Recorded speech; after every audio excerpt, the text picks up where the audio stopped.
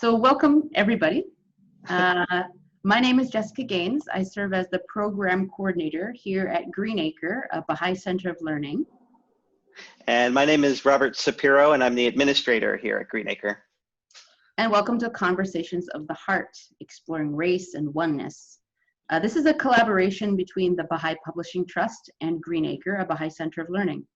This weekend, we're having 3 separate webinars, including this one we had earlier today, and one tomorrow, which is learning about whiteness through a Black man's story, which is at 10 a.m. Eastern time.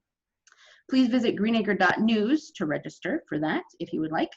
This is our 3rd consecutive year of Conversations of the Heart, and under normal circumstances, we would be holding this on the beautiful campus of Acre, which is along the banks of the Piscataqua River in Elliott, Maine, which is the ancestral homeland of the Wabanaki people. And we would be having this powerful conversation together in person. But this is not a normal year. And the one thing we are very grateful for is this format, which allows more of us to be together. We are excited to be able to reach, have this conversation extend out further than we would normally. Part of Acre's mission has been for really more than 100 years, has been to engage in sort of the meaningful, powerful conversations, especially around themes of justice, nobility, that inherent worth of every human being, around resilience, and around the oneness of humanity. So these conversations we've been having in various forms. In 1929, there was the first race amity conference in this area, and these conversations have been ongoing. One of the things that we're very committed to as well is that everyone is part of this conversation and doing the work that is needed to really uproot racism in all of us. So you'll notice we're a slightly more white panel than you might have expected, but that's because we're all committed to this journey. Today's webinar will last for about 90 minutes with a presentation by Phyllis and Gene, followed by a brief Q&A. If you have questions that you would like to send in, take your cursor and go to the bottom of your screen, and there will be a chat icon that pops up. If you click on that, a panel on the right will show up, and that's the chat box. And you can put your question in there, and we'll see it. And at the end, we'll address some of these questions if we have time. Our webinar this morning went an hour over, and we did not have time to get to the Q&A. But we'll see what happens this time. So now I'm going to turn it over to Bahaj Teherzadeh from the Bahá'í Publishing Trust. Good afternoon, everybody. Welcome to this afternoon's program. I'm very happy to be here on behalf of the Publishing Trust and to introduce this afternoon's speakers. In the history of the Bahá'í Publishing Trust, there are not too many authors who have gone on 18-month-long book tours, living out of an RV and traveling all over the country. I think there are exactly 2 authors who have done that, and they are this afternoon's speakers. But of course, Phyllis and Gene were not doing this in order to promote themselves or drive up the sales of their book, really. They were already on this journey, and I think the motivation for this journey and the way that they turned their motivation into action is something that we can all learn a great deal from in this present moment. I think Phyllis and Gene took it upon themselves to really try to confront their own racial conditioning and to try to understand and come to terms with their own privilege as white people. And they had a real commitment to the kind of honest self-assessment and to starting conversations that are often very uncomfortable and difficult for white people to start. And they traveled the country for many, many years, doing this work and reaching out and really trying to build relationships and friendships with people from a diverse from diverse backgrounds in doing this work. And that was the seeds of the book that they wrote, Longing, Stories of Racial Healing, which the Bahá'í Publishing Trust published, I think, about 10 years ago.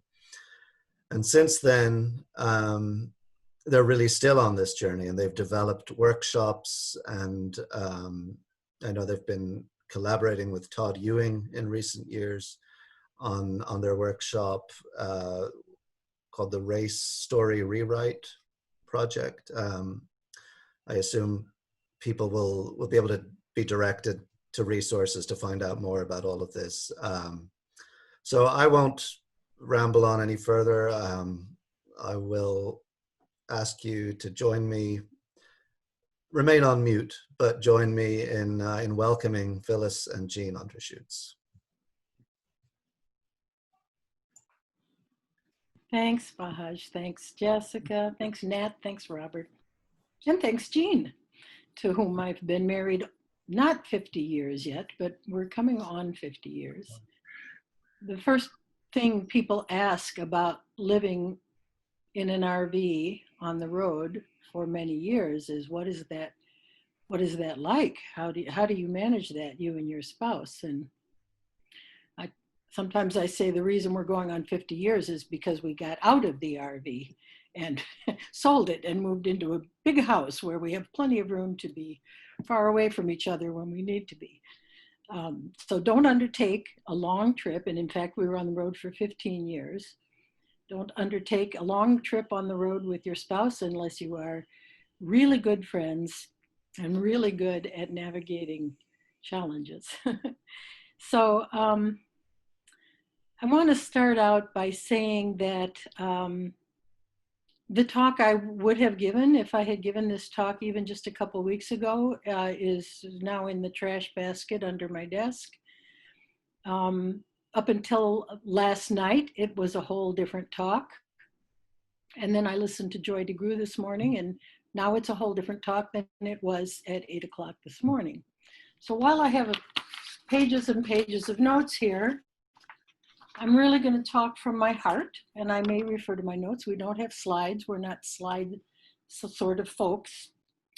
But I'm going to talk from my heart, and I will talk for about a half an hour, and then when I'm done, Gene is going to share one of his stories from our book. And I will just say up front that our book, it contains half of the stories are Gene's, half are mine. There are about 30 stories in there. They are all true. We've changed people's names. So if you read the book and think you recognize yourself in there, you might, but we won't let anybody know that it's you. I think the first thing I want to say is the title of our talk is Longing, Stories of Racial Healing. And I got on Facebook the other day, and Angela Ewing Boyd, who is the daughter of our colleague and partner Todd Ewing, she gave me permission to share this. She put on Facebook, and this was in a Baha'i Facebook group, Baha'is that are working for racial justice, and she said, one consideration for white folks doing race work: consider taking a break from the terms race unity and racial healing. And I thought, oh, great. There's the title of my talk, Racial Healing. She said, these terms have their place, but we will be able to work towards these ideals once the need for racial justice is clearly and boldly acknowledged and its foundation firmly established. So if I were giving this, or if I were writing the title for this talk today, it would be about racial justice rather than racial healing. And the thing about racial healing is that before we can have justice, we are going to have to heal. But before we can have unity, we're going to have justice, because justice is the foundation for unity. So we as Baha'is, we believe that we are all one, and I think most intelligent people in the world understand that biologically we're one human race, that we're spiritually one, we are socially one, we're one organism. And the basis for the extreme illness and dysfunction that we're experiencing today is because we don't recognize that oneness, because we don't see that oneness in front of our face. In fact, what we see is the separation, which is an artificial separation. We're meant to function as one organism.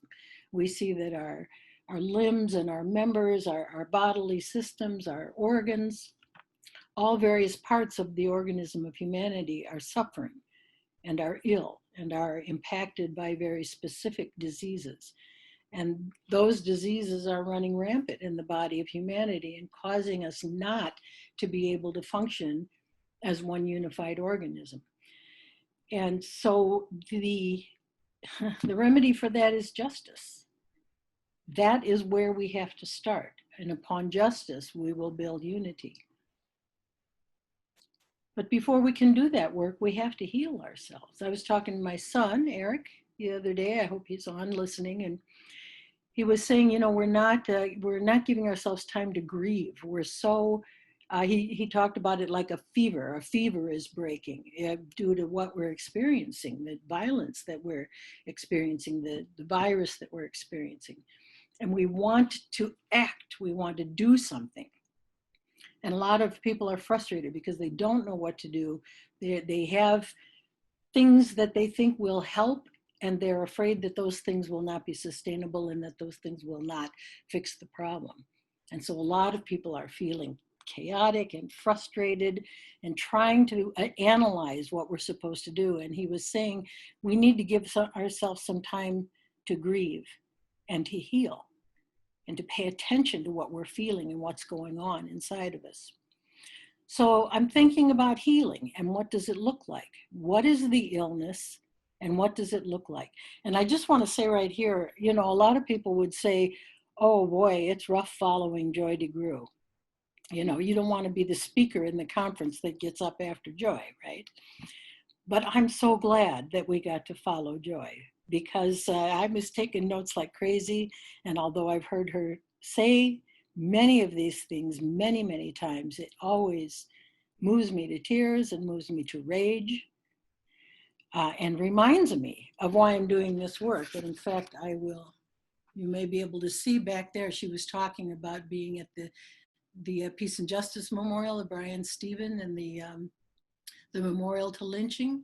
You can't really see it clearly, but back there is a poster that I bought that has a photograph of the jarred collections of dust and dirt from lynching sites around the country. And I keep that in my room to remind me of why I do this work. And I remember the first time I heard Joy speak, and it was at a Green Lake Bahá'í conference in Wisconsin, many, many, many years ago. And I was sitting kind of in the front row. I didn't know her at the time. And she was talking to a Bahá'í audience, and Baha'is have been enjoined to pay attention to race, and very specifically to Black and white racial relationships. I'll talk about that in a little bit.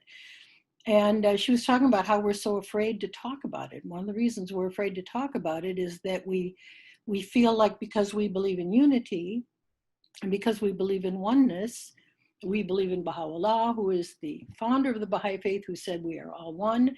And so we think that perhaps that belief in Baha'u'llah has somehow given us a magic shield that protects us from the infection of our environment. And so we feel like, well, maybe we don't have to talk about it.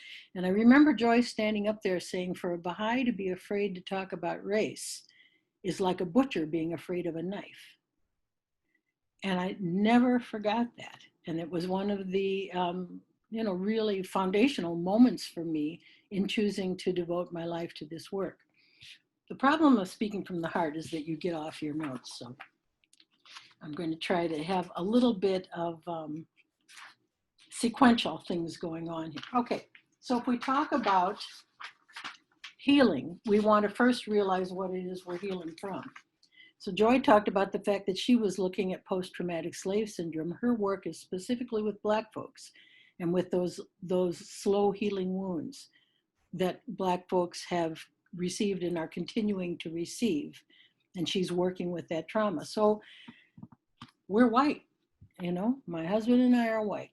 And we are in this process of trying to figure out how to heal ourselves. And in order to do that, we need to look at what it is that happened to us. What is the trauma that we have experienced as white people? What is the illness that we are hanging on to without even realizing it? And what do we have to do to free ourselves from that? Because once we do that, then we can start this active work of rebuilding our society. So I remember the pathology. So this is the pathology we're dealing with. I remember the first time that I realized how I was controlled by this idea of white supremacy. And I was in a workshop. This was in Illinois many years ago. And we were watching a video, and it was called Ethnic Notions. And it was a little film strip that showed how stereotypes of Black folks were manipulated and changed and used to fit the times in order to keep white people, to keep our minds where our minds were supposed to be in relationship to Black folks, to keep us in our mindset of superiority. And so as part of this video, they showed some cartoons because they talked about how we got this conditioning from the time we were children. And in these cartoons, you know, they had these stereotypes about Black folks. So I was sitting in the living room watching this film, and this cartoon came up on the screen, and I realized these were the cartoons I watched as a child. And I remember coming home from school, sitting down, my mom would bring out cookies, and we would sit in front of the TV and watch cartoons when we came home from school. And the cartoons on that screen were the ones I was watching. And in fact, I recognized them and knew them so well that I was able to narrate what was going to happen next. Oh yes, now the Black woman is going to turn around and you're going to see these three skinny men that she's dancing with. I was able to narrate the whole thing.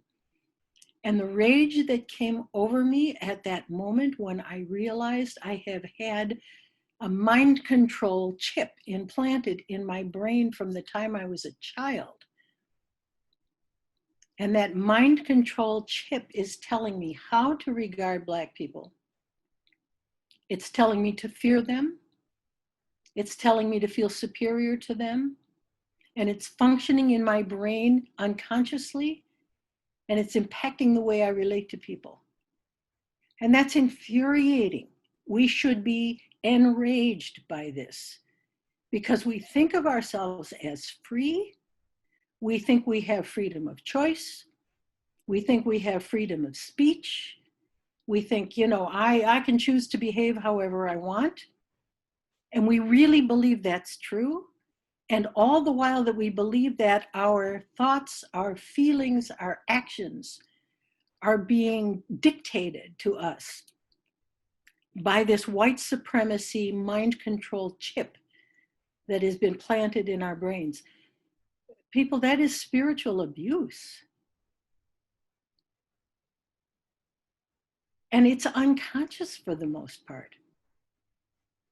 I will never forget the first time I read the quotation from Shoghi Effendi. He is the guardian of the Baha'i faith. If you are not a Baha'i, you can look more into Shoghi Effendi. He wrote a book called The Advent of Divine Justice, and this was in 1934, I believe. And this book was written to the Baha'is of North America. And in it, there's a passage that Baha'is who are engaged in race work are quoting all the time. And it talks about what white people are supposed to do and what Black people are supposed to do. And the first time I read that, and I read the first sentence, and it said that white people are supposed to abandon once for all our inherent and oftentimes subconscious sense of superiority. And I thought, well, that stinks. If it's subconscious, how am I supposed to abandon it? How am I even going to know it's there if it's subconscious? What do I do about that? You know, people talk about racism as cancer, and I used to talk about racism as cancer without really understanding what that meant until I had cancer. And I had cancer last year. I had breast cancer. And I asked my doctor, when people say, do you have cancer? Do I talk about it in the past tense now that I've had surgery, I've had radiation? Thank God I didn't need chemotherapy, but I was fortunate that it was caught early. But now it's gone, right? I said, so do I tell people I had cancer? Or do I say I have cancer? And he said, well, we never really talk about cancer in the past tense until you've been free of it for 10 years. He said, that's why you have to keep having your mammograms every 6 months. That's why you have to be on this medication for 5 years. That's why we did radiation therapy. Suddenly I understand racism as a cancer a whole lot better than I did before this happened. Because I understand how it can be inside your body. And what does cancer do? It splits and it grows. It's an aberration, and it pushes the healthy cells out of the way. And if you don't know it's there, it will kill you. And that's what's happening to us in this country. That is what's happening to us in this country. The racism is killing us. It is killing our Black brothers and sisters and all kinds of other folks, indigenous folks. I can't even begin to think about the things Joy was talking about the border, what's happening at the border. So people are dying physically from the disease of racism, and people are dying emotionally, mentally, spiritually from the disease of racism. So if we have this inside of us, and if, as the Guardian says, it is inherent and often subconscious. Now, by inherent, I'm just going to back up for a minute. By inherent, I had to look that word up, and it's got a few different meanings. It means, in one sense, it means it's an essential characteristic of something. But we know that's not what Shoghi Effendi meant, that racism was inherent to white people, because he says to give it up. So, if we have to give it up, then it's not an essence of us. But it's something that's characteristic of us, because we have absorbed this from our culture. We have taken this in with our mother's milk. So what do we do to bring this up to the conscious level? And this was my question for the longest time, until I went out on the road and started talking about race. And then I really quickly realized how to bring it up to the conscious level.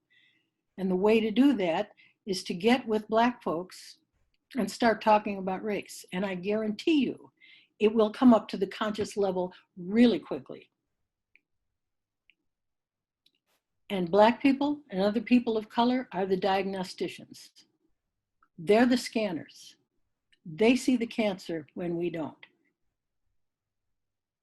I wrote in the book, somebody told me, you must be crazy to have written this, but I wrote, if you call me out and tell me that what I've just done or said is racist, I'm going to throw you a party.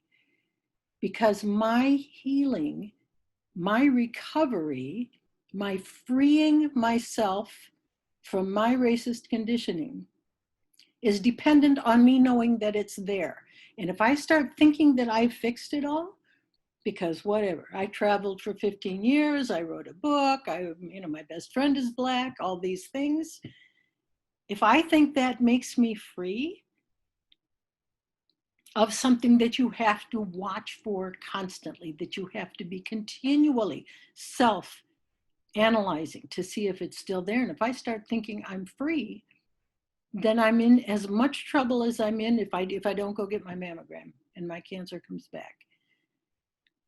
So the mind control chip.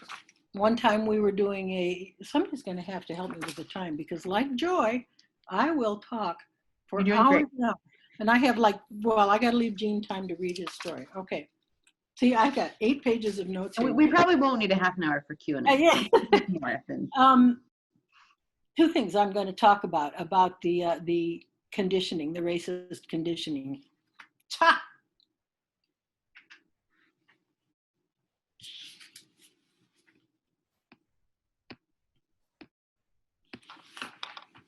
Am I back? You're still here. You never left. I just got a thing that said you have been signed out of Zoom because someone else. That's okay. Yeah, we love Zoom. We love Zoom. So one time we were giving a talk to a group in North Carolina, and it was a picnic. We were outside. It was a race unity day kind of a thing, and I was talking about this very thing. And when it was over, a woman came up to me. She was my age, and rather getting on into elderliness, a white woman. And she said to me in private, she said, I think I have unconscious racial conditioning. And I said, well, yes, of course you do. You know, that's where we start. That's not your fault. You did not ask for that. It is injurious to you, and it is your responsibility to get rid of it. But yes, we do have this. And she said, well, I want to get rid of it, and I'd like you to give me some homework. Give me an assignment. I said, okay. The next time you're in an elevator by yourself and you see a black man in a lobby, I want you to hold the elevator door open and call out to him, sir, are you going up? I'll hold the door for you. And she started to shake. Literally, her body shook. And her face got paler than it was. And I said, so that's not actually your assignment. Your assignment is to look at what's happening in your body right now and tell me where that came from.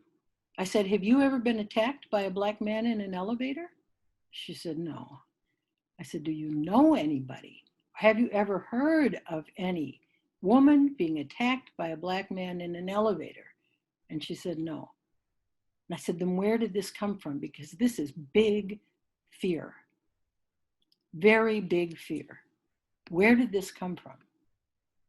That's your assignment. I have another little story that I put in the book. I'm not going to read it to you, but I'll just relate it. And it's not a true story. It's not something that happened to me. But the story is about a mother and a daughter walking down the street. They're white. The little girl is quite young, and she's holding her mother's hand as they're walking down the street. And towards them, a black man is walking down the street. And as he gets closer to them, the mother doesn't say anything. But the little girl starts to feel her mother's hand tighten and squeeze around her own. And she feels the mother walking much more quickly, and she feels the mother's body tense up. She can feel all of this through her mom's hand. And she has no idea why. She looks around, she sees nothing. There's no danger there. But the mother is clearly communicating danger to her. And then now they're almost running, and this little girl has small legs, and she's just running, trying to keep up with her mother's lengthening steps. And she's panicked, not because she sees danger, but because the person who's there to protect her is panicked, and she doesn't know why. And then the black man passes them and continues on his way. And the mother slows down, her breathing slows down, her grip relaxes.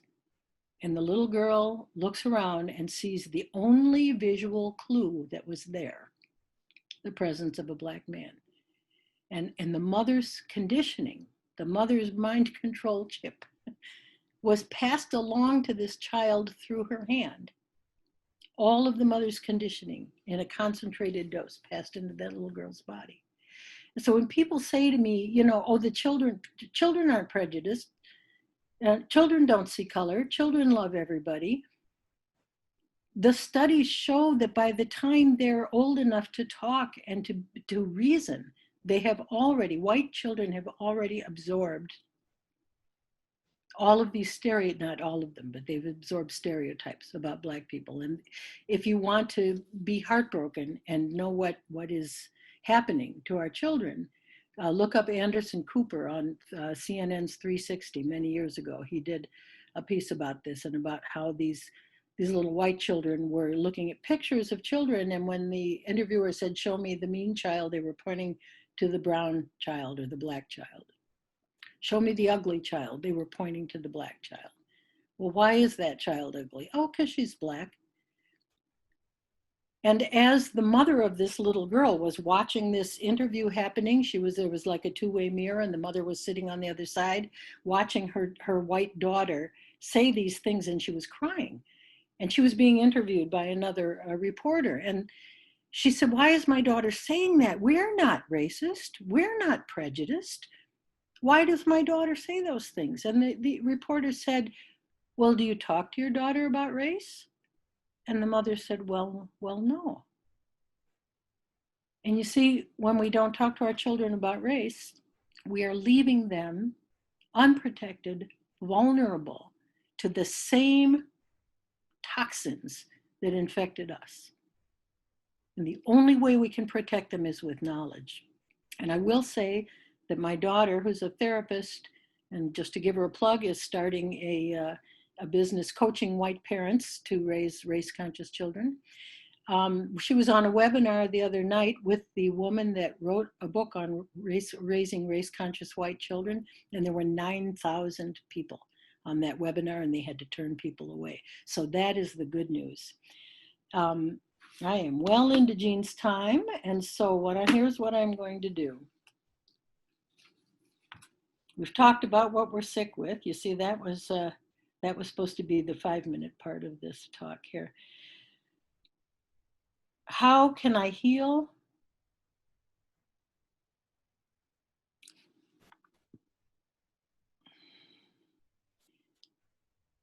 You know, I don't know. I'm feeling very emotional about this, but you know, people say, well, you need to educate yourself as a white person. You need to understand racism before you go out and form relationships. And I get that, because Black folks are so tired of having to teach us, and are so tired of being the ones in the room that have to say, no, look, that really is racist. They're tired of being wounded by people that they're supposed to be able to trust. And so a big part of what we have to do is to educate ourselves. And Joy was talking about this very much at the end. And in fact, I really wanted to say what she ended with, which was that, I don't know if I'm going to be able to find it. Basically, she said, before you go out into communities, you need to know this history, because you're wounding people.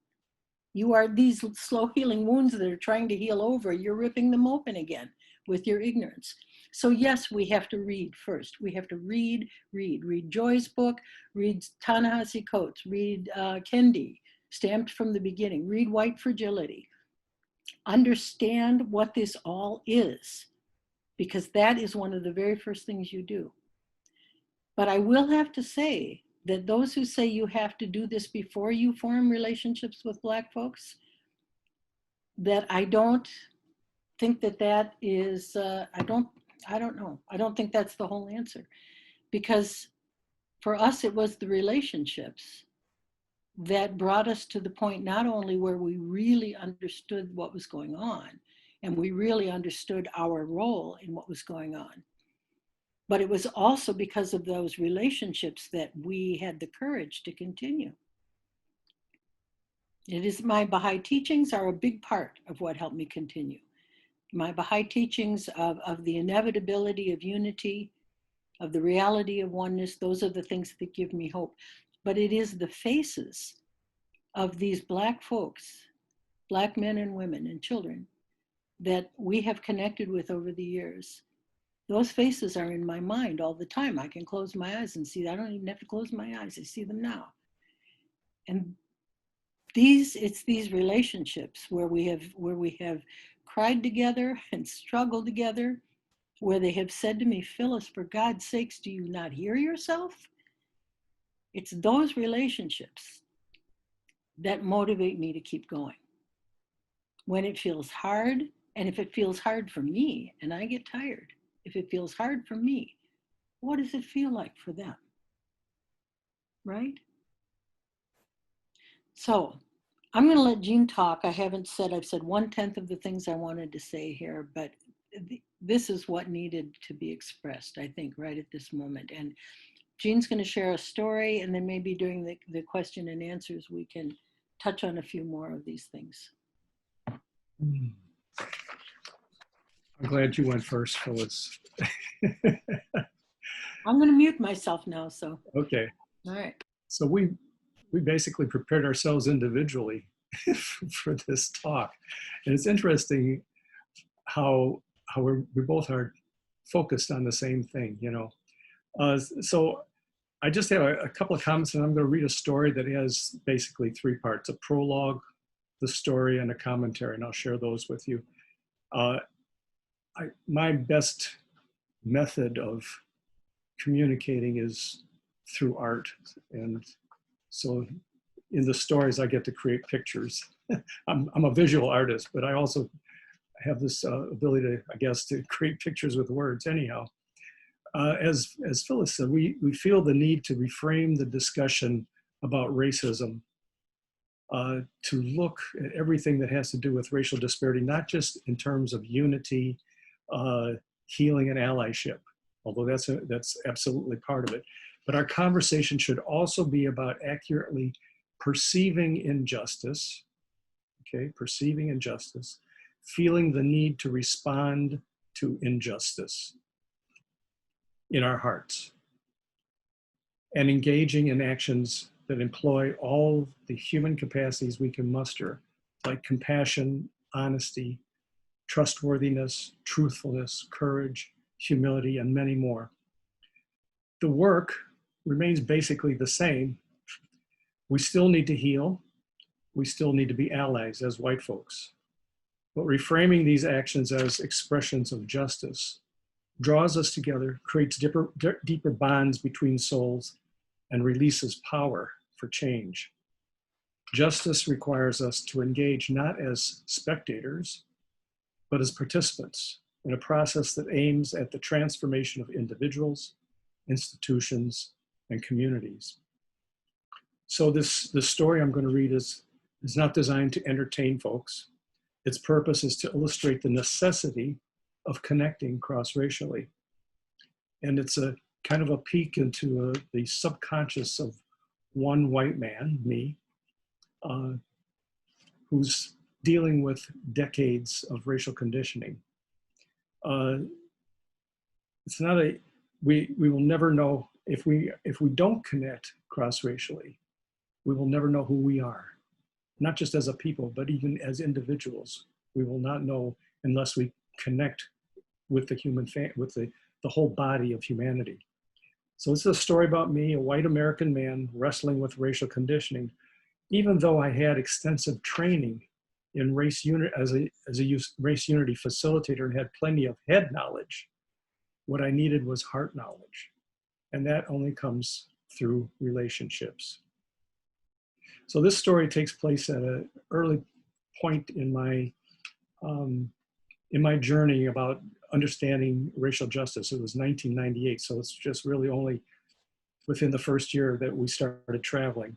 And as I read this story, be aware of justice, not the age-old justice that of punishing the bad guys, but justice as a capacity to engage in patterns of behavior that create relationships and social structures which ensure the well-being of every single member of our human family.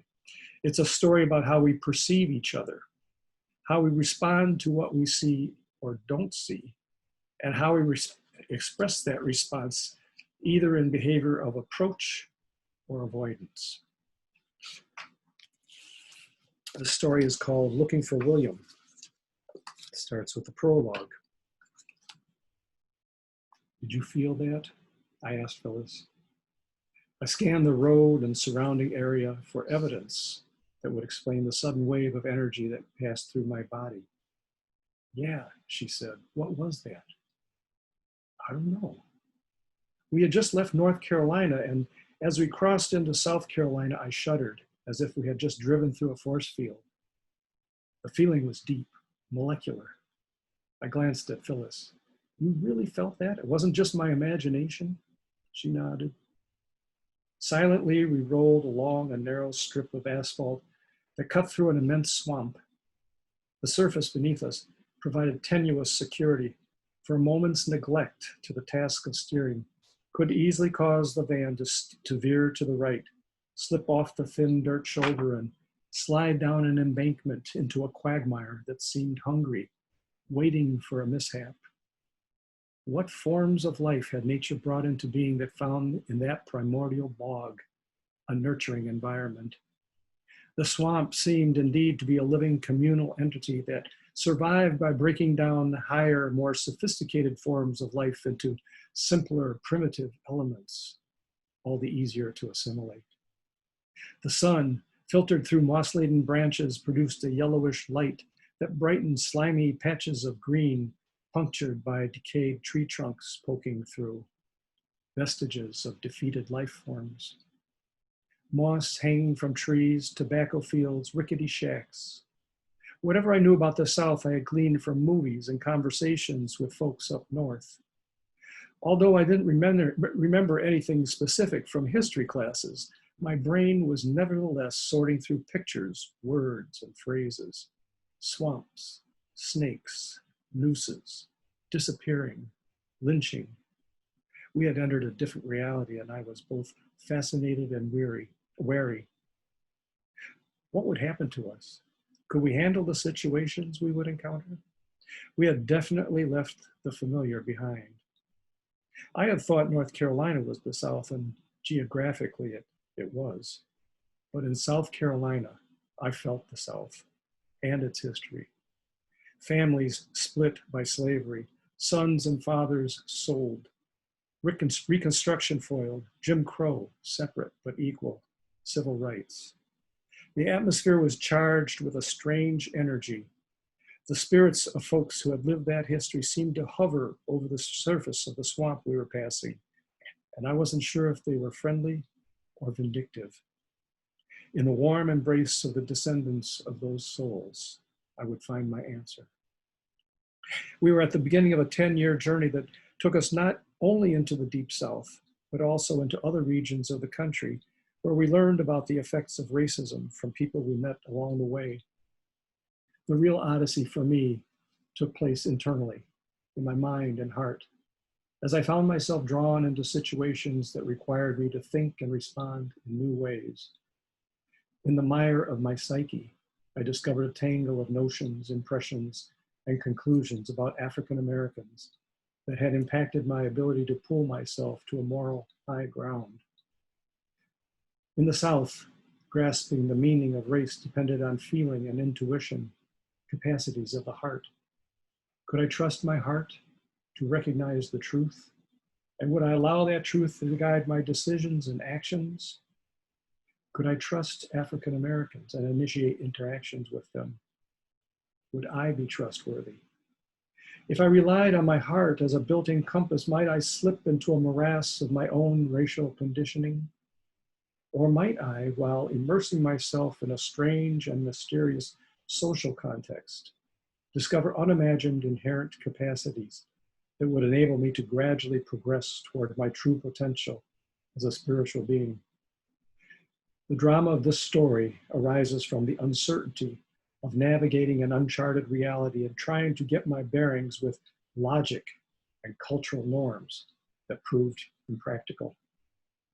June 1998, South Carolina. I glanced over at Marcus sitting in the passenger seat of the van.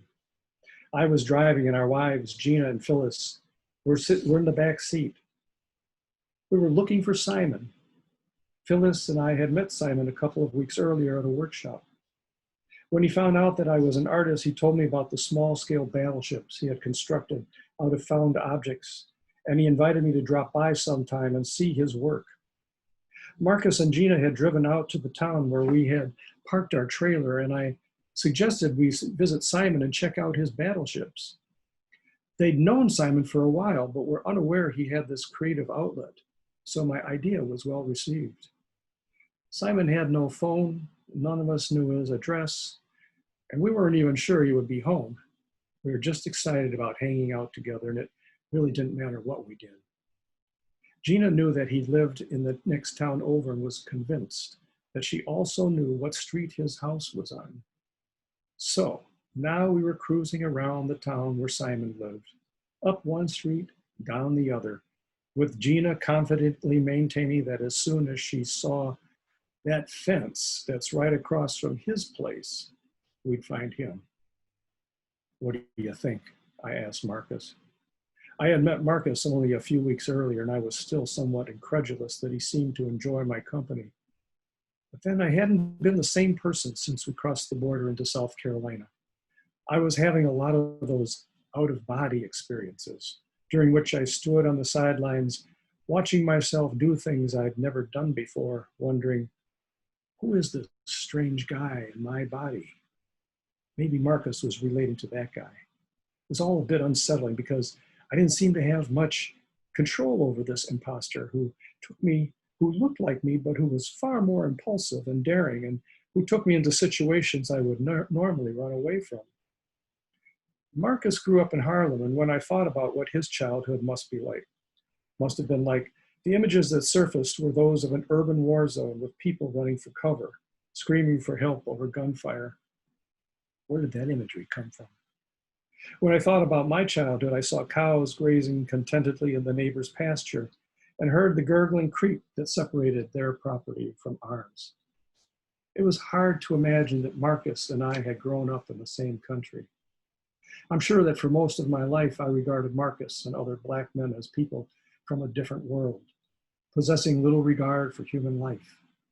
The warnings I had heard growing up about the dangers of driving through Black neighborhoods had led me to the conclusion that those areas were life-threatening for whites, who might accidentally make a wrong turn and end up in the ghetto, easy prey for any Black man who had nothing better to do than shoot a lost white guy. The thinking about being lost in the ghetto reminded me of those movies I used to watch as a kid about white hunters trekking through the jungle, obviously out of their element. Suddenly, one of them would fall down dead after having been shot with a poisoned dart from a blowgun. The message for me was clear: stay out of the jungle. Everything I had learned as a child, teenager, and young adult about African American men can be distilled into one axiom: Black men are dangerous, wherever they are, in the ghetto or out, on a bus, in the museum, in the grocery store, at the office. Therefore, avoid them at all costs and keep them away from us. This is what I think of as the white people's code of survival. It's not written down, we don't talk about it, well, maybe discreetly with other white folks, but many live by it, cling to it. It becomes written in ourselves. By the time I had become an adult with my own family, my conclusions about Black men had solidified into rigid thinking and patterned behavior. Although I had talked idealistically about the unity of all people, I chose to raise my children in a white suburb.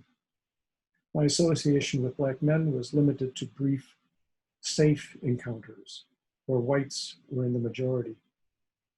In the years just prior to beginning our trip, I was finally beginning to be aware of my ignorance. But in South Carolina, my understanding of reality was turned upside down. What I thought was truth didn't correlate with the experiences I was having. Marcus leaned over, cast a furtive glance toward the back seat, then looked at me with a mischievous smile and said, "Well, man, I don't know. Maybe they moved that fence." We chuckled a bit too carelessly. "What are you guys laughing at?" Gina wanted to know. Gina was direct and assertive. The intensity of her personality was heightened by her appearance. I peeked in the rearview mirror and saw an Italian-American beauty with fiery dark eyes and thick jet black hair that seemed unwilling to lay flat and reached out in all directions as if challenging any brush or comb to just try and break its spirit. "Nothing, honey, nothing," Marcus assured her. Marcus put his hand over his mouth to stifle his laughter, while his body convulsed with suppressed mirth. It looked like he was about to explode. I watched him out of the corner of my eye as I continued driving. He and Gina made a striking pair. He was tall, with the broad shoulders and tapered waist of a bodybuilder, his dark complexion intensifying the superhero proportions of his physique. In any gathering, his mere presence drew attention. And where others might have used their stature to intimidate and keep people at a distance, Marcus invited connection. He could break me like a twig if he wanted, but I felt no threat, no need for fight or flight. I was attracted to his gentle spirit. Men generally estimate one another's worth by some contrived standard of power that we attempt to quantify. How much can he lift? Did he set a new record? What's his IQ? What's his net worth? My relationship with Marcus was supported by a different value system.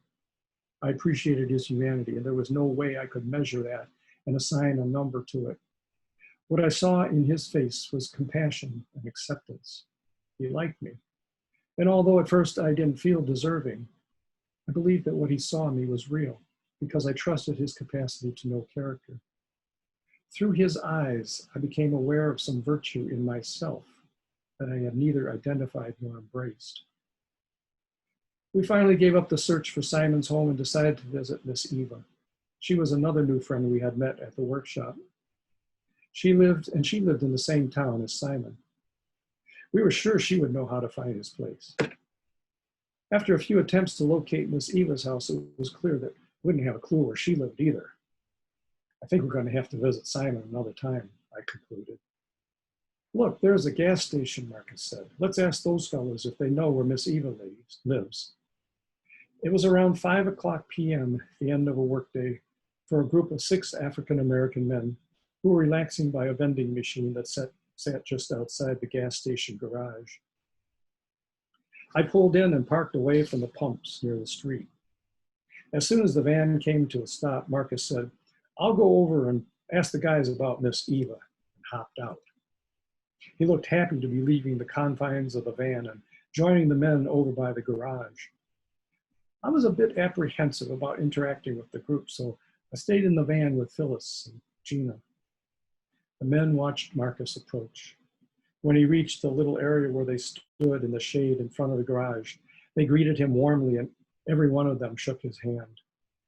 Leaning against the garage door, the vending machine, and a rack of tires, they formed a semicircle around Marcus, who positioned himself in front of them with his back to the van.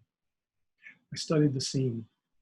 Marcus rocked side to side as he interacted with the others, each of whom was animated in his own way, slapping hands, laughing. It looked like a party, and suddenly I wanted to be part of it. "What's taking him so long?" Gina asked. "I'll find out," I said, and jumped out of the van and headed toward the gathering at the garage. As I made my way across the concrete lot, I thought, uh-oh, the other me, the impersonator, has taken control. What's going to happen when I get over there? The intensity of the animated interaction I had observed from inside the van decreased the closer I got to the garage. And now the group was quiet, watching my approach with curiosity. When I reached the men, I stood next to Marcus, who put his arm around my shoulder and announced, "This is my brother." I looked around to see how the men would react to this statement. There were a couple guys in their 20s, some in their 40s, and one older man with a weathered face wearing a baseball cap pushed back on his head. He took a drag on his cigarette and eyed me intently. The men were silent. I watched the old guy exhale, and when the last bit of smoke was out of his mouth, floating away in the breeze, he took another breath and stated authoritatively, "He sure don't look like you." I panicked. Was he judging me? Had I been rejected? Then suddenly everyone was laughing, and I joined in, sharing the joke, included. The men introduced themselves and shook my hand, and I was welcomed into the gathering. Where was I from, they wanted to know. How had Marcus and I met? The lively exchange resumed, and now I was part of it. We heard a horn and turned around to see hands waving at us from behind the windshield of the van. "Well, guess we better get going," Marcus said. After parting farewells of "y'all take care" and another round of handshakes, Marcus and I made our way back to the van. The men did know Miss Eva and told us where she lived. But when we got to her house, she wasn't home, so we decided to go back to the town where our trailer was parked and get some dinner. We didn't find Simon, and I never did see his collection of ships. But that day I found something else. A part of myself I hadn't known existed. I discovered it in the eyes of Marcus and the men at the gas station. So that's the end of that story. And there's a short commentary. And so this was written years after this incident, and with time to sort of process it on a deeper level. When I first wrote this account, I was simply recalling the incident to the best of my ability. As I reread the story, or reread the story and thought about writing the commentary, I remembered the same quotation from the Baha'i writings that's found in chapter 5 of this book. Quote, Baha'u'llah once compared the colored people to the black pupil of the eye surrounded by the white. In this black pupil is seen the reflection of that which is before it, and through it the light of the spirit shineth forth. End quote. I realized that Baha'u'llah's comparison of black people to the pupil of the eye applied to my experience with Marcus. I saw trust in his eyes, and I recognized it as a reflection of a quality he saw in me. That reflection of trust helped me discover new potential in myself. In spite of all the violent imagery that surfaced when I thought about his childhood in Harlem, I trusted him. Moreover, I was moved to jump out of the van, walk over to the group of black men who were complete strangers. Earlier in my life, I would have thought the men were watching me and working out a plot to come over and grab me and mess me up. Like when you hear somebody speaking a foreign language and laughing and you're sure they're laughing at you. For some reason, I didn't care about safety. I just wanted to be with the guys and share in the fun. And then the old guy studied me and made a joke aimed to include me. Why did he do that? What did he see in me? I think he noticed how comfortable I was around Marcus and the other men, and he determined that he could trust me to respond to the joke.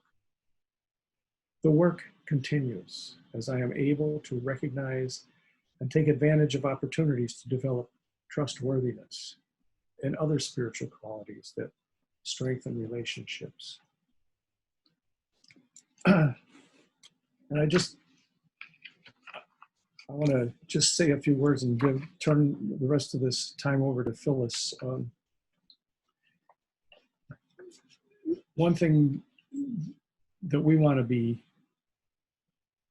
really clear about is that as white folks, we have work to be done. And we can't go running to black folks asking all these questions about what is racism and what can I do as a white person. That's our work to do, and that's something that we've got to figure out by ourselves. We have to work together with other white folks to figure out what our work is and get busy with it. We have to familiarize. Now, I highly recommend going to Dr. Joy's website. I was very inspired by her talk this morning. We need to familiarize ourselves with history, including African-American history that goes all the way back to Africa and the civilizations that existed in Africa and continue to this day. It's an essential piece of the history of the United States. We need to teach it to our children. We can't depend on the schools to this. We need to learn about systemic racism and share that information with our family, friends, and coworkers. We need to help other white people understand the nature of the racial conditioning, brainwashing, spiritual abuse that's been done to us. We need to support them in their efforts to become free of racial prejudice. We don't need to be calling them out, other white folks out all the time because we think we know something more than they do. We need to be supportive. We don't have the privilege of remaining mired in guilt and shame. These are emotional states that result in lethargy and apathy. We have to process guilt and shame quickly as possible and move on. We're going to feel guilty. We might feel shame, but we need to move on. Others are waiting for us to make our contribution to racial healing and justice.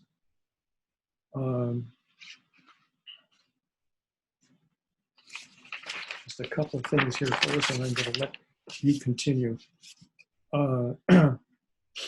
So, acts of justice. You know, we can call these things acts of racial healing, allyship, unity building. It's the same thing. We just need to reframe them as acts of justice so that we don't need to make the issue justice something that's going to terrify us or put us off. These same things are acts of justice. Seek connection with African Americans, other people of color.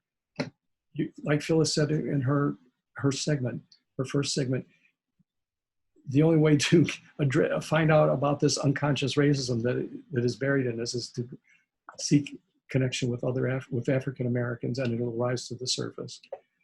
We need to resist the need to be right, to fix things, especially for people of color, and find us a quick solution.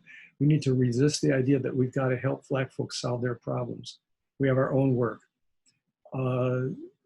We have to be conscious of patronizing, making many insults and microaggressions. And we need to be accountable for those things when we do them, because we're going to do them.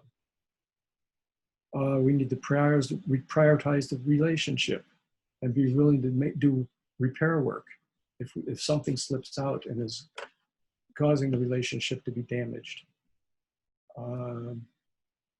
Just one more thing here.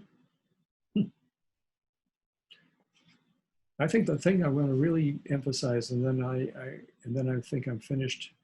We need to really put a lot of effort into training our children, to acquainting them with the history, to acquainting them with the fact that the current affairs are rooted in that history, and to make them aware of basically two things that are happening. Part of it is a process of disintegration, where the old ways, as we advanced as a humanity out of adolescence into a phase of maturity, the things that have been built up during our adolescence and aren't functioning to ensure the well-being of humanity, those things are falling apart.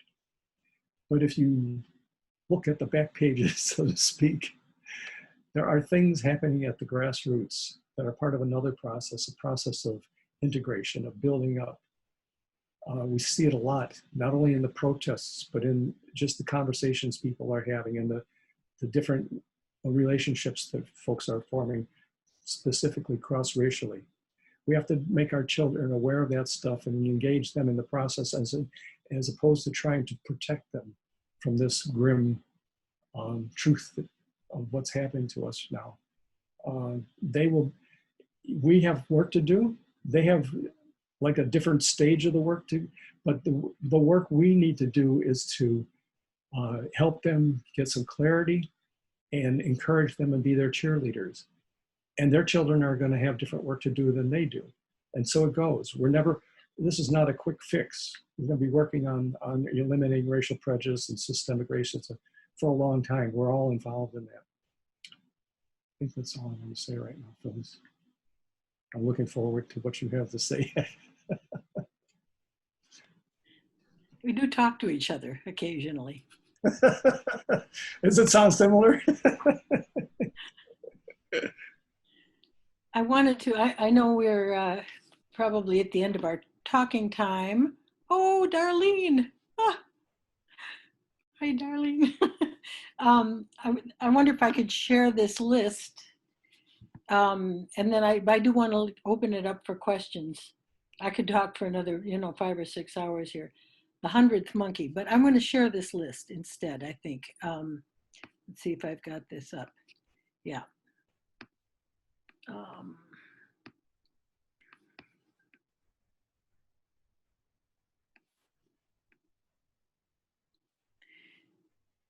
Can everybody see this? Somebody's going to have to unmute themselves and say yes or no. We can see it. Yes, okay.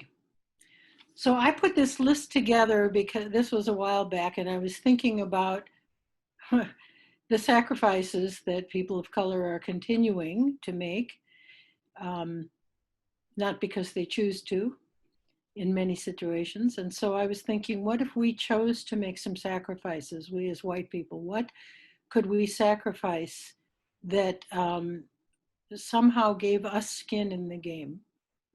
And I know that, there are many, many white people who have sacrificed their lives for the cause of racial equality in the past. And I've watched with absolute awe the protests where many times a row of Black folks or people of color are facing the police, and these young white people come and stand in front of them and form a protective barrier in front of them, willing to sacrifice their own safety to protect their Black brothers and sisters. But I'm at this point in my life, not so often in those kinds of situations. And so I thought, well, what can I sacrifice? And so this is my own personal list of the things that I realized I might be able to sacrifice if I were brave. I could sacrifice my tendency to be needy and greedy for reassurance of my value. In other words, to have Black folks name me as the good white person.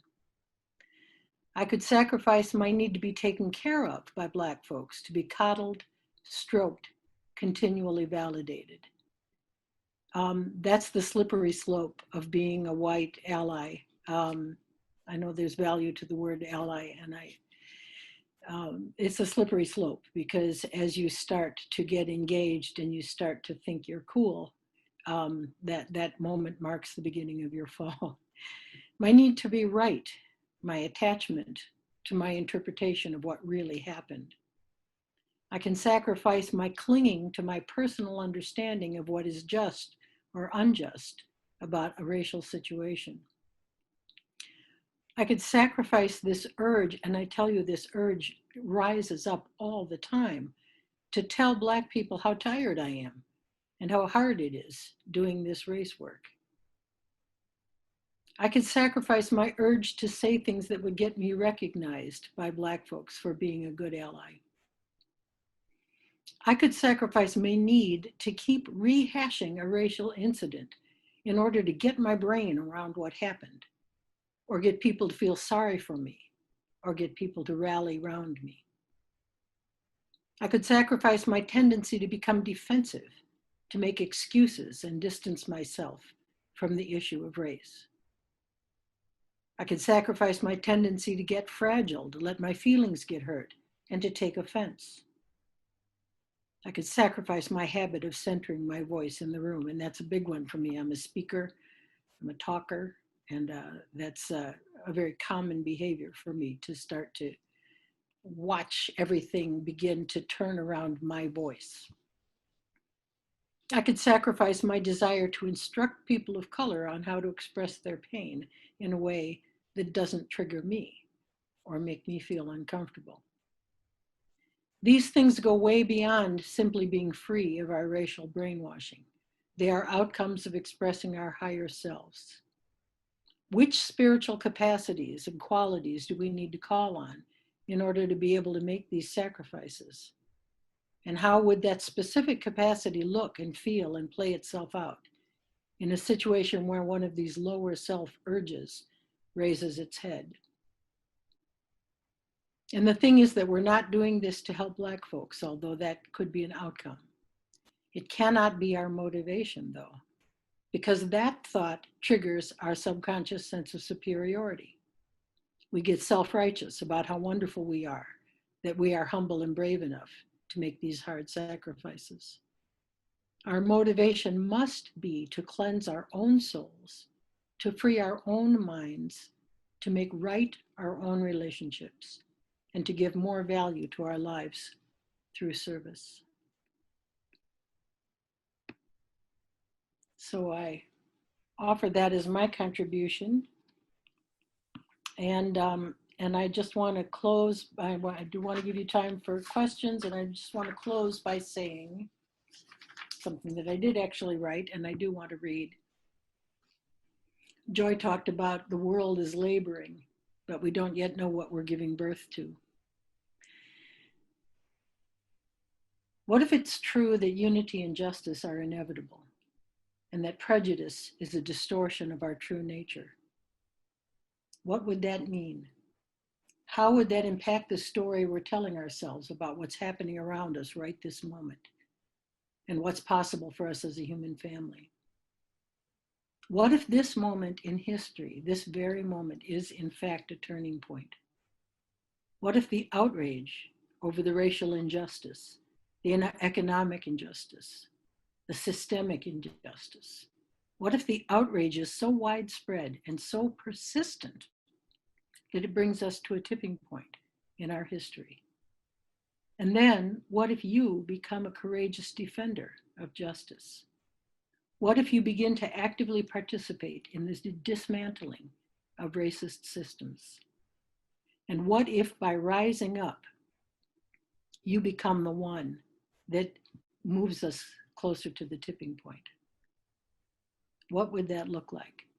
And for each of us, it behooves us to take stock of where we're at in our lives, how you know, how our situation is, where we live, how old we are, how well we are, what our resources are, and to see where we're at in this process and what we can contribute.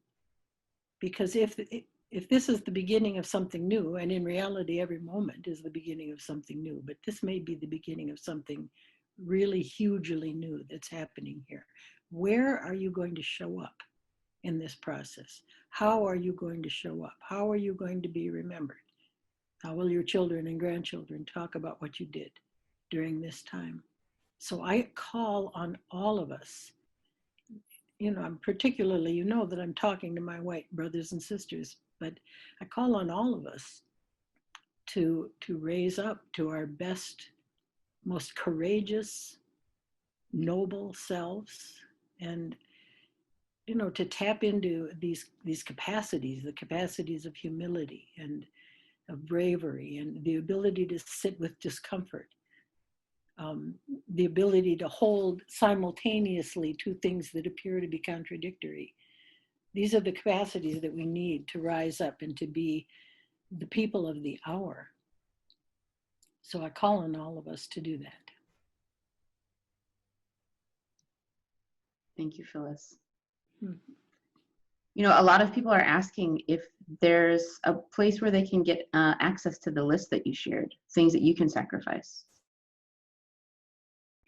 Yes. What's the best way? I am happy to share that. I was going to put it up on our website, but I don't have it up there yet. Are you going to, is there a way I could put a Google Doc, make a Google Doc available somehow? I don't, it's possible. That would probably be a lot of work finding everybody's email address since we have 200 participants. But I'm thinking putting it up on your website might be the best option. But I would put it on our website, and our website is racestory.rewrite.org or .com, either org or com will get you there. Race Story Rewrite. Let me just share the screen real quick so people can see that.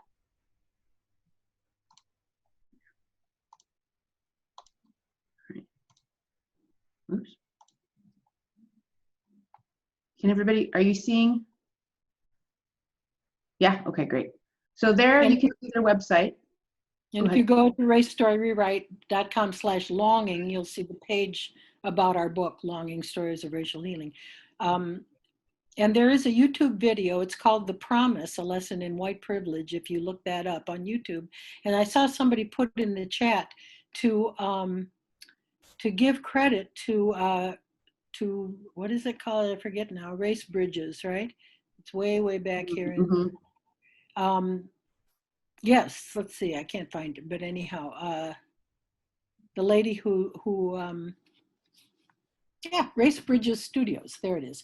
They're the ones who put the YouTube video up, and the video is me telling one of the stories from our book, or kind of one of my favorite stories. So you can look for that there. And somebody just said yes, I could screen share it again, and you all could just take a picture of it, do a screenshot. Brilliant. So I am happy to do that.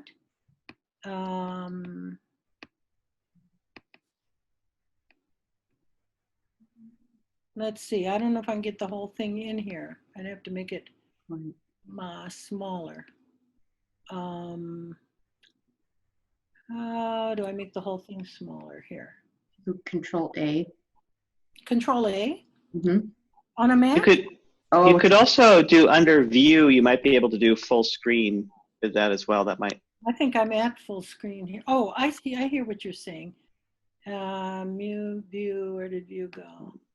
It's just a little bit to the left there. View is the last menu item.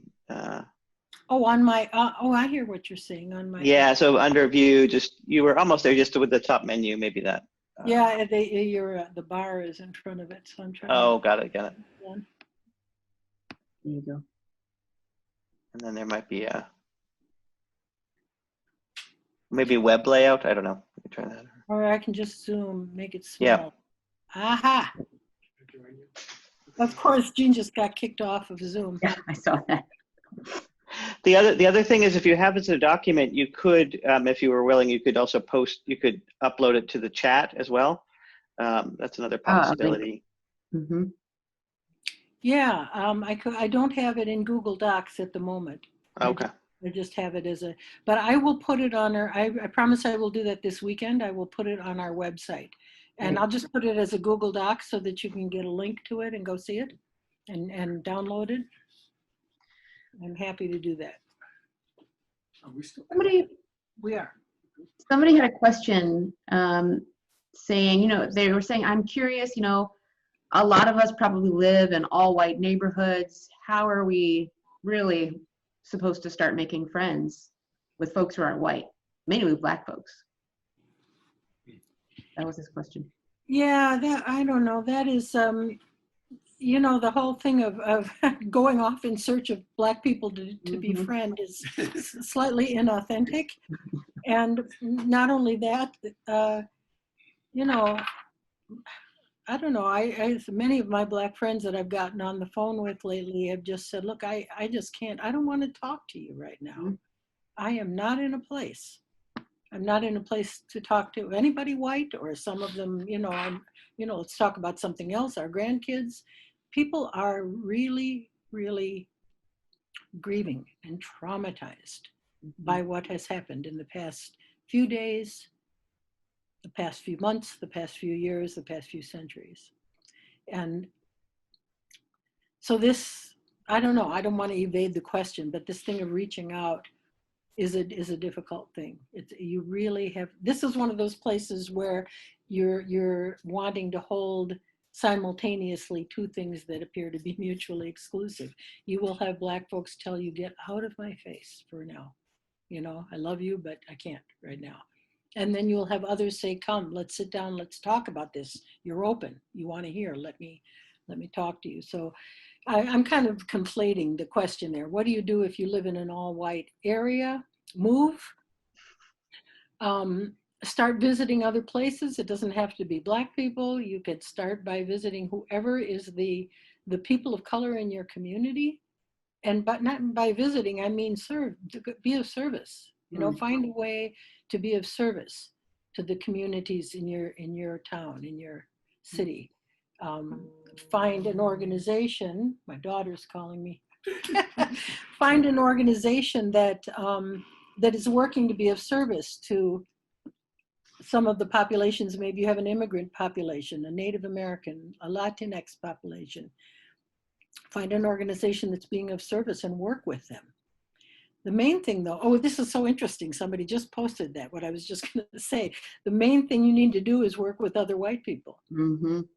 Because this is, have you ever heard any of your Black friends, acquaintances say, go get your people, go get your Uncle Joe.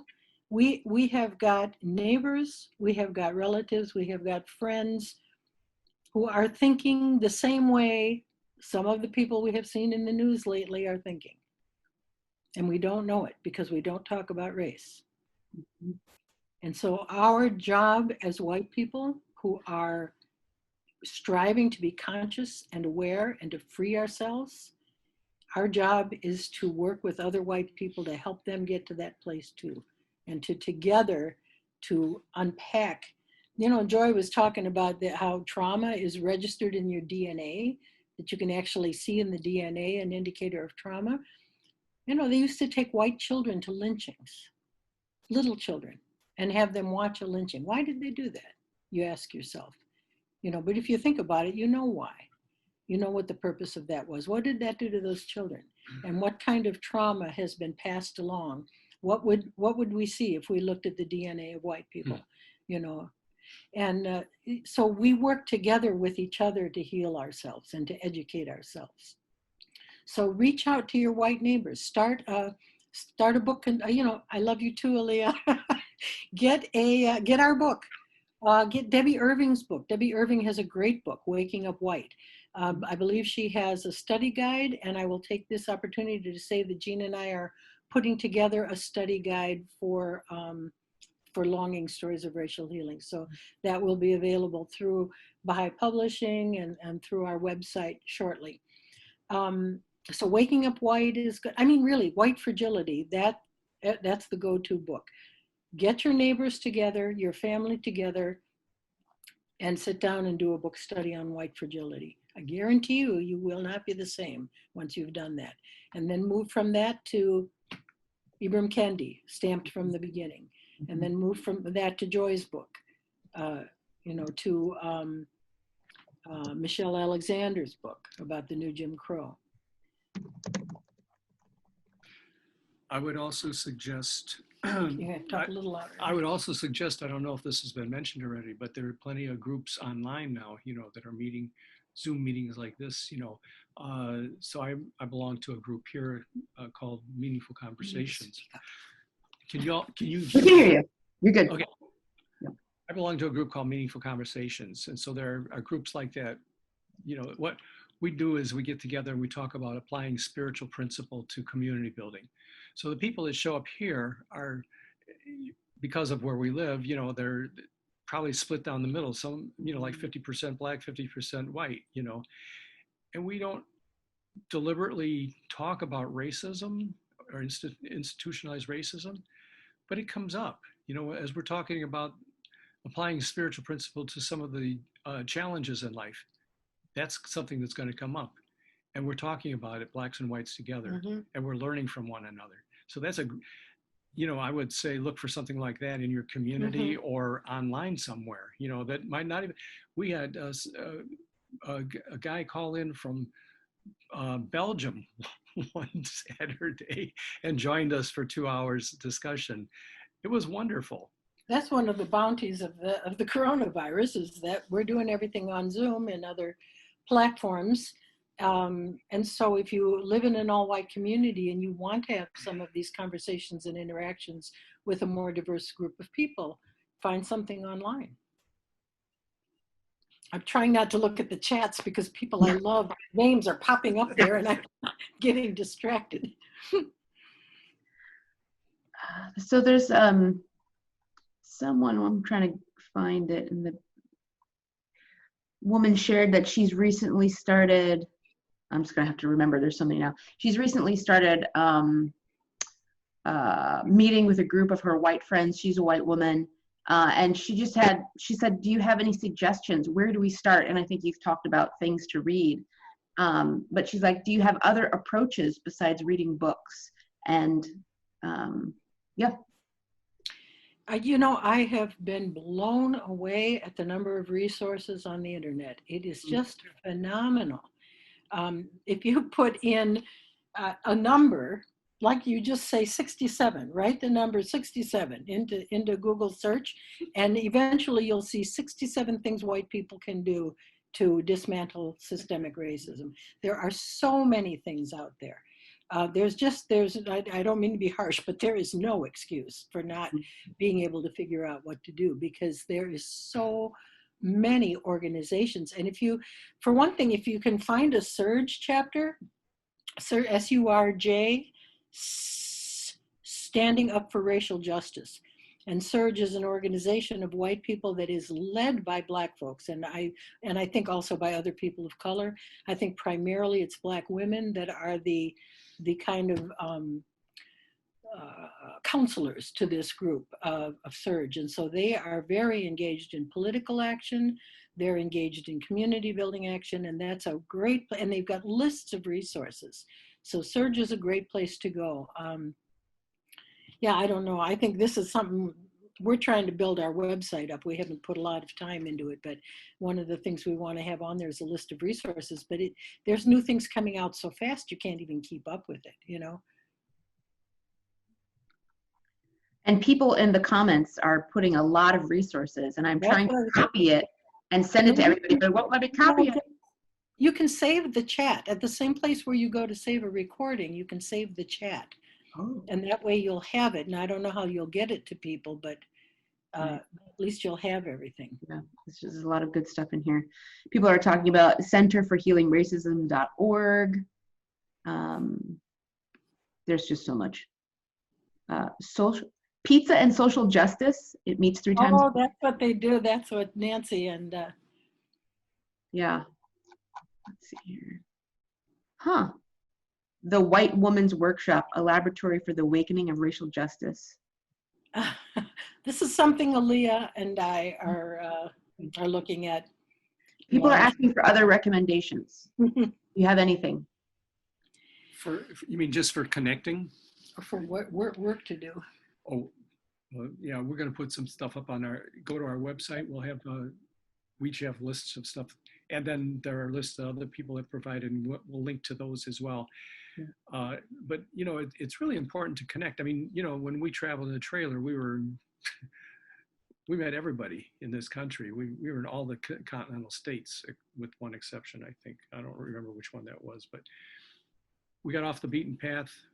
We met folks, you know, and in the process of sharing what life is like and just, you know, eating dinner together, going to a movie together, going to church together and so forth, people share stuff, you know, and you get to know people. So, you know, I would say it's probably disingenuous to, you know, to go out and specifically for a white person to specifically learn, you know, what the life of an African American is.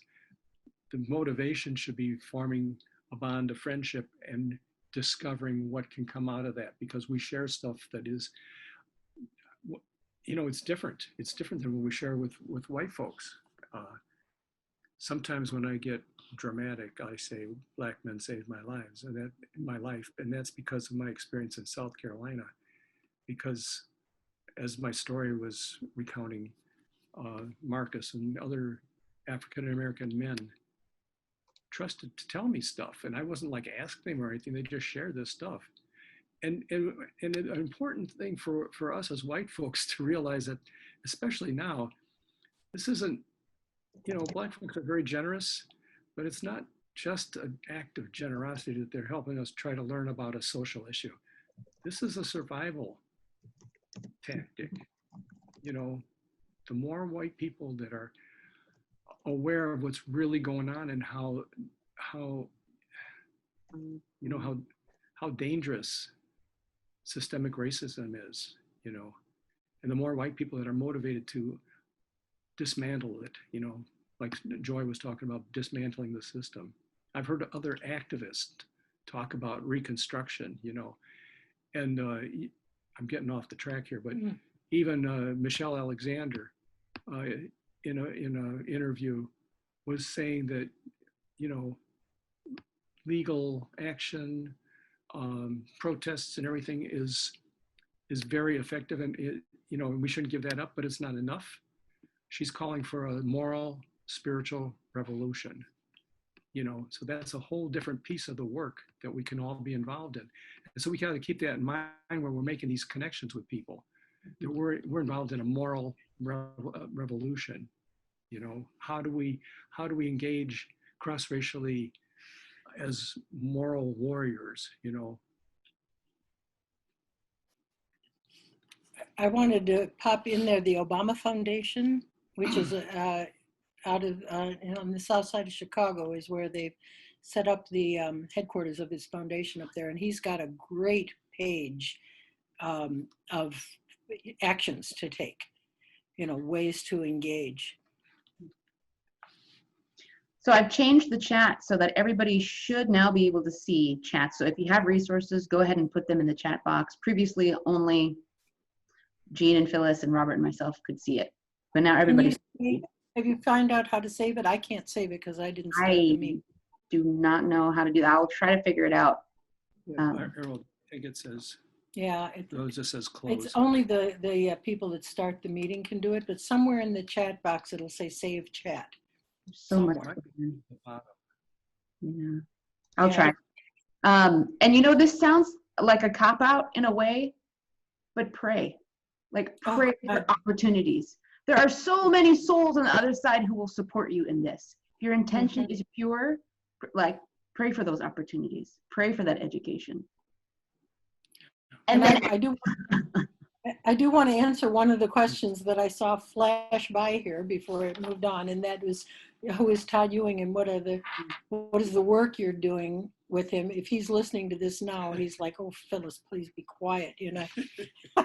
But he is He's the author of a book called Seeing Heaven in the Face of Black Men. And if you want to get some sense of what it feels like to be a Black man in America, struggling with the spiritual and the material aspects of racism, I would say to get that book. It's called Seeing Heaven in the Face of Black Men. He's also the one who put together the compilation Toward Oneness. And he is our business partner, and we have a project. It's called the Race Story Reread Project, and the work we're doing right now is we're working with 3 communities that are Baha'i communities that are engaged in community building activities and capacity building activities in their neighborhoods. And we're working with them to document what they're learning about how to address racial justice in these activities. So that's the project that we're engaged in right at the moment with him. And don't call him and text him and email him. See, I told him, Todd, not to do that. Well, I think we've addressed most people's questions, and it is 4:32. Do you have anything else that you would like to share with us? God, there's such So good much. questions Yeah, here. that's a good one. Do you have a strategy? So I don't know if people can see it. Yeah, I know. We don't know how to.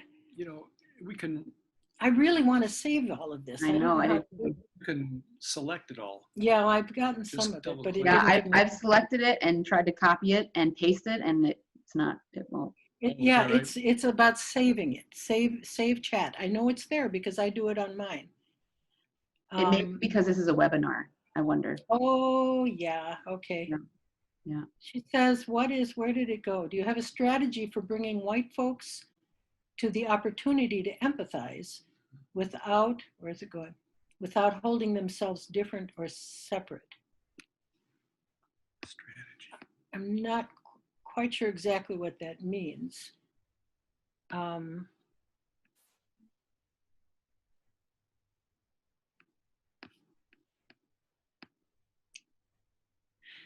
Yeah,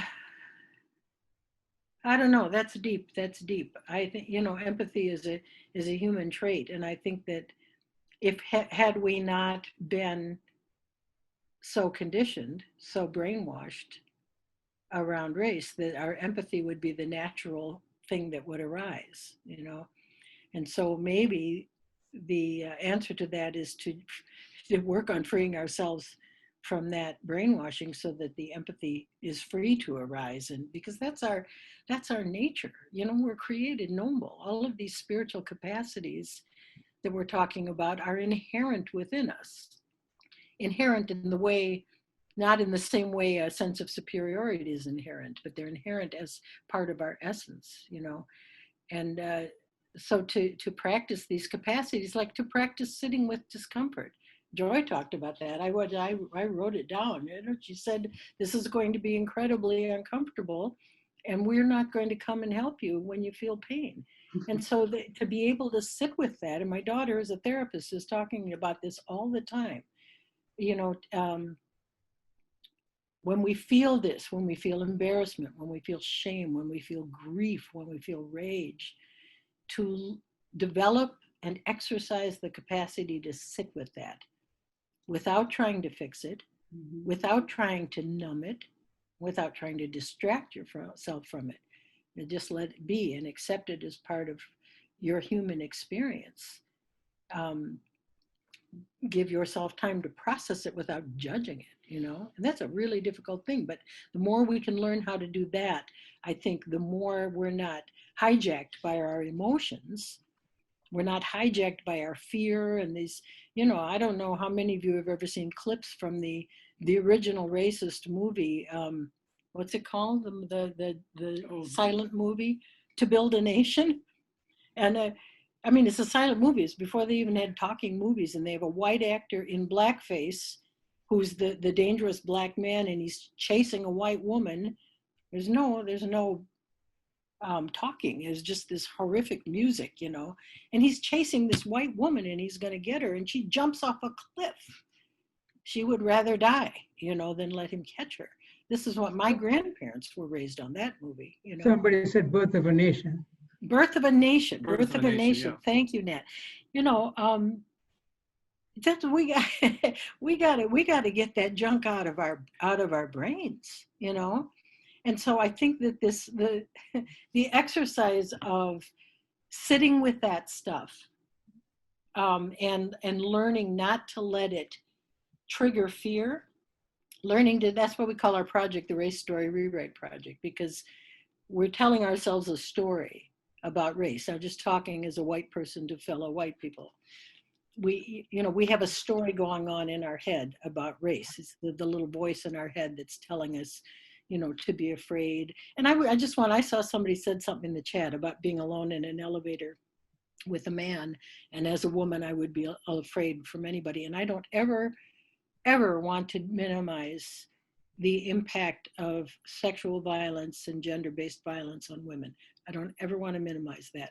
I know that many women have been terrorized, and I understand why people would be afraid to be alone with a man regardless of his color. So I don't want to make that into nothing. But I do want to say that the fears we perceive are, when it comes to race, I mean, they're not fears that we have because of any real experience.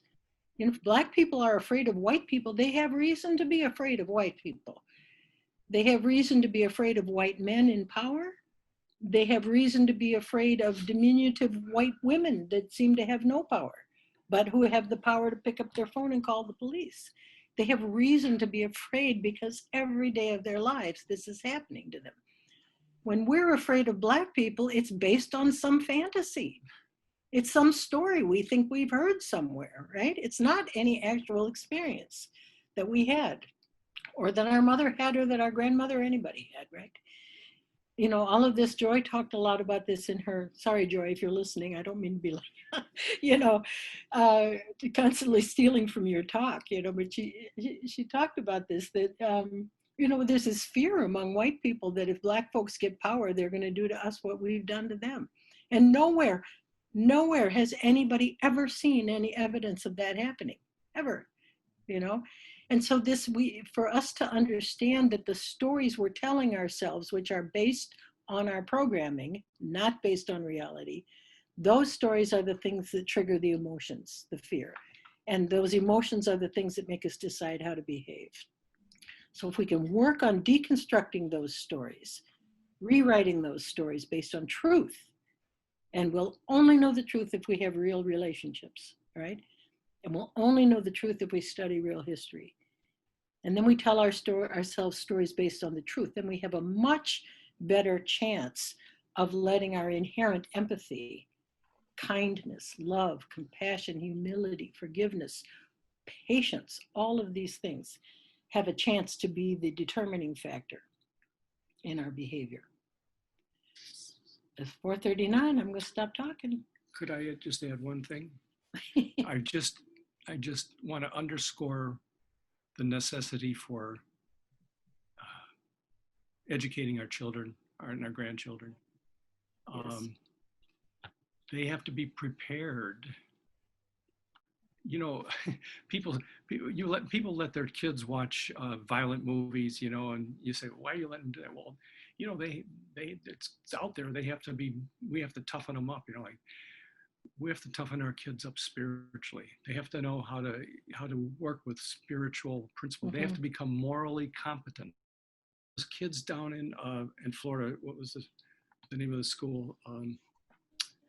That when they had the shooting down in I can't remember. Old folks. Parkland, the Parkland kids. That was just a dramatic example of arising and practicing moral courage. I mean, it actually had some change then. I mean, it really had an impact on airlines and the NRA and so forth. So, there's a lot of power that can be released, and it's not, we're not trying to build up, superheroes, super spiritual heroes. We want people to be spiritually functioning so that as they grow up, they're making decisions that are going to be incorporated into institutional decisions and community building decisions and so forth. And our children can do that. That's the next wave of growth. They need to be learning about slavery.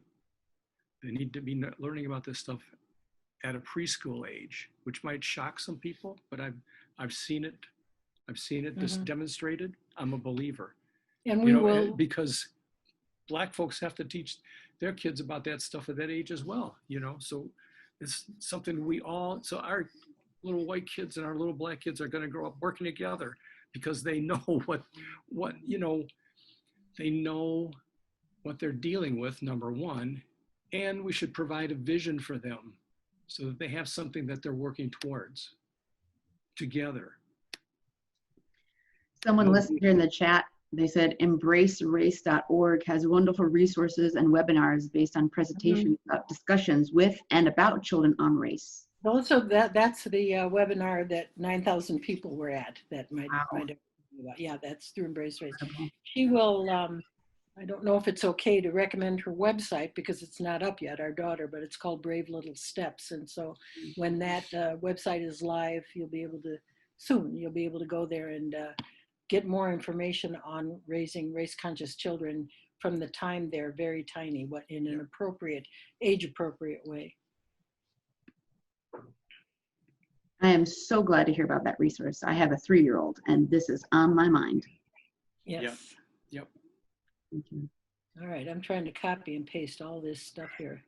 Really? Yeah. Doesn't seem to let us copy it. I'm so sorry, folks. I think Robert found a way to save it. So we are attempting to do that.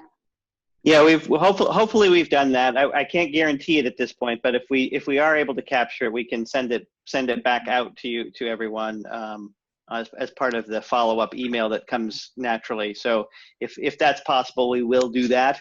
If it's not, we're sorry. And I think, but also just, I think there's so many resources out there right now, so many more than there were 10 years ago and 20 years ago. And, I think as white folks in particular, it's our commitment to learning that is the most important step. And the resources are there. And I hear a lot of folks going, oh my gosh, what are we going to do? What to do? There's more than enough to do. That's not the issue. The issue is how do we get that resolve within ourselves to commit ourselves to a path of learning to be able to transform ourselves, our families, our communities, because this is our work. So, and finding other like-minded people to work with, yeah. This is huge. It increases your power. Absolutely. So much. Quick, turn us off because I'll start talking. Thank you, Phyllis and Gene, so much for your presence here, for helping us, for educating us. Thank you, everybody. Again, thank you again on behalf of us. Thank you very much, Gene and Phyllis. Thank you, all the people. Great job.